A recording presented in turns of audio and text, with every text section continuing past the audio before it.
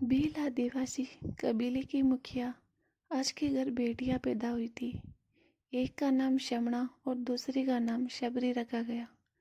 शबरी की माँ इंदुमती उनसे खूब प्यार करती थी। बचपन से ही शबरी पशु पक्षियों की भाषा समझकर उनसे बातें करती और उनकी माँ उन्हें देख कुछ समझ नहीं पाती थी। कुछ समय बाद एक पंडित ने शबरी के परिवार को बताया कि वो आगे जाकर सन्यासी बनेगी। यह सुनते ही शबरी के पिता ने उनका विवाह तय कर दिया।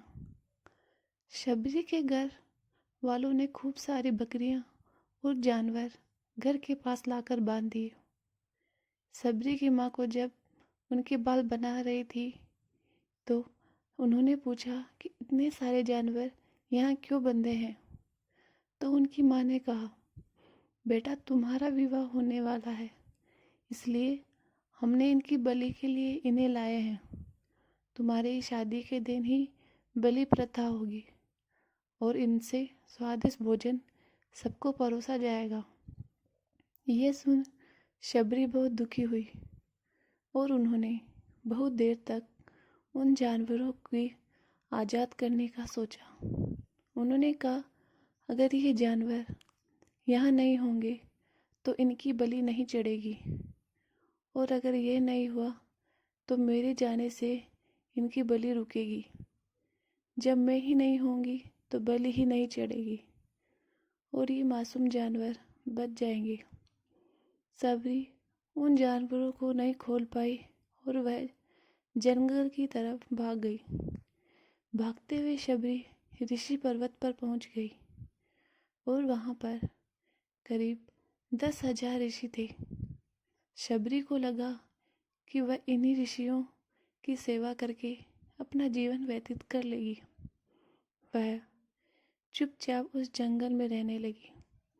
शबरी रोज ऋषि मुनियों की झोपड़ी के आगे झाड़ू लगा देती और आग के लिए लकड़ियां लाकर रख देती। ऋषि मुनियों को पता नहीं चल रहा था कि आखिर ये काम कौन कर रहा है।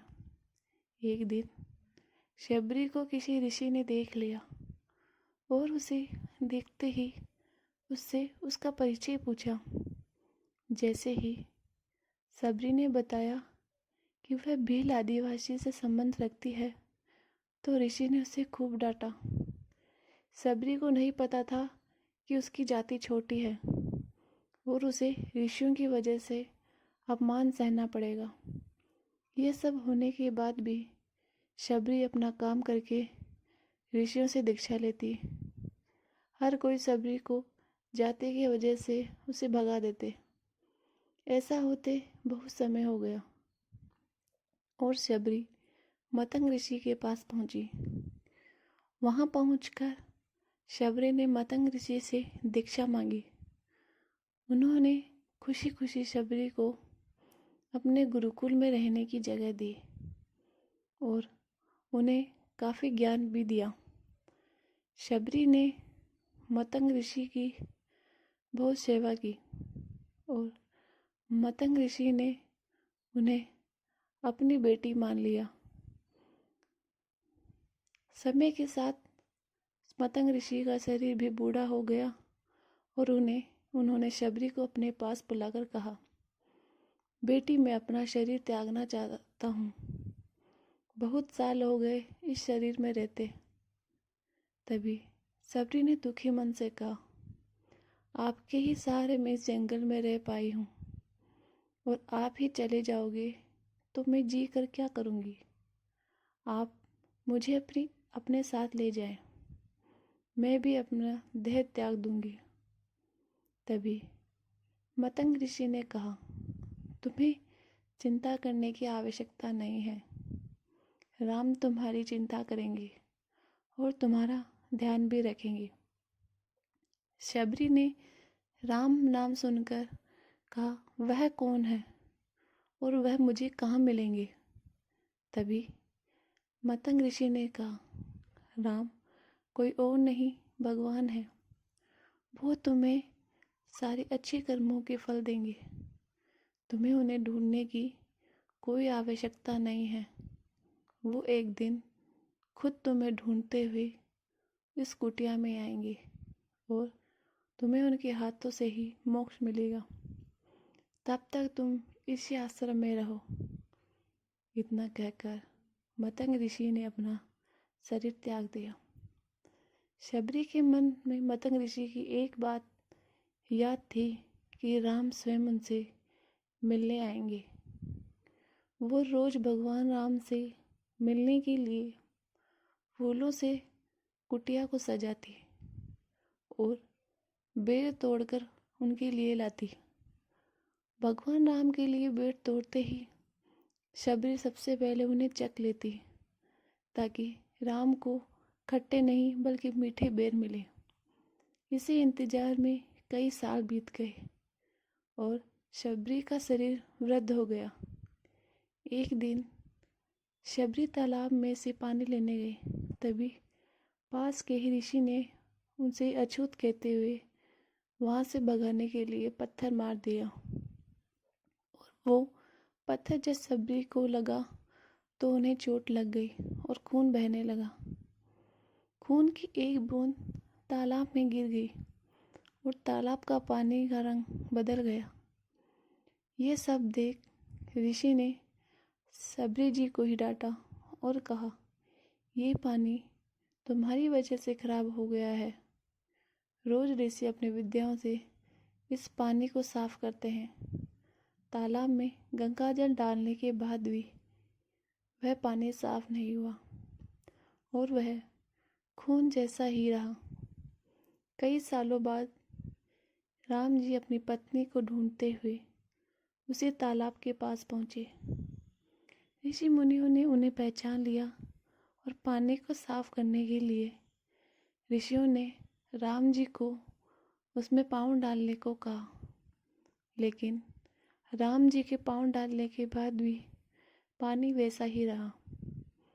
ऋषियों ने पूछा कि ये पानी का रंग कैसे बदला, तो उस ऋषि ने बताया कि उस बूढ़ी औरत का खून पानी में गिर गया और वह छोटी जाति की है, अछूत है, इसलिए ये पानी ऐसे हो गया है। तभी राम जी ने कहा, ये सब आप लोगों के खराब वचनों से हुआ है। शबरी को ऐसे शब्द बोलकर आपने मेरे हृदय को कष्ट पहुंचाया है। कहाँ है वो माई, मैं उनसे मिलना चाहता हूँ। तभी शबरी जी वहाँ पहुँच जाती है और शबरी को ठोकर लगती है और धूल के कुछ कण पानी में चले जाते हैं और पानी साफ हो जाता है। तभी राम जी ने उन ऋषियों से कहा, देखो इनकी धूल से ही पानी साफ हो गया है और आप इन्हें अछूत कहते हो। शबरी जी राम जी को पहचान लेती है और उन्हें अपने कुटिया में जाने के लिए कहती है। भगवान राम जी खुशी खुशी शबरी जी के साथ चल पड़ते हैं। फूलों से शबरी जी ने राम जी का स्वागत किया। वह बेर तोड़ने के लिए बाग में गई और राम जी के लिए चक चक कर बेर लेकर आई और शबरी जी ने उन्होंने बड़े ही प्यार से भगवान राम और उनके भाई लक्ष्मण को बेर दिए। राम जी ने बड़े प्यार से बेर खाना शुरू किया। तभी बेर को देखकर लक्ष्मण ने कहा, भैया ये बेर तो झूठे हैं, इन्हें आप कैसे खा सकते हैं। तभी राम जी ने कहा, लक्ष्मण ये बेर झूठी नहीं है बल्कि मीठे हैं। शबरी माई ने ये अपने लिए बड़े प्यार से लेकर आई है। इतना कहकर राम जी उन बेरों को खाने लगे और राम जी जाते वक्त शबरी माई से कहा, आप मुझसे कुछ भी मांग सकती हैं। तभी शबरी जी ने उन्हें मतंग ऋषि की बात बताई और मोक्ष मांगने को कहा, मैं अपना शरीर आपके सामने ही त्यागूंगी। और तभी शबरी माई ने राम जी के सामने अपना शरीर त्याग दिया और राम जी ने अपने हाथों से शबरी माई का अंतिम संस्कार किया और शबरी माई को मोक्ष प्रदान की। और राम जी सीता जी को ढूंढने के लिए आगे चले गए। इस तरह ऋषि मतंग का कहा सच हुआ और शबरी जी को राम जी के दर्शन भी हुए और राम जी को शबरी के राम भी कहा जाने लगा।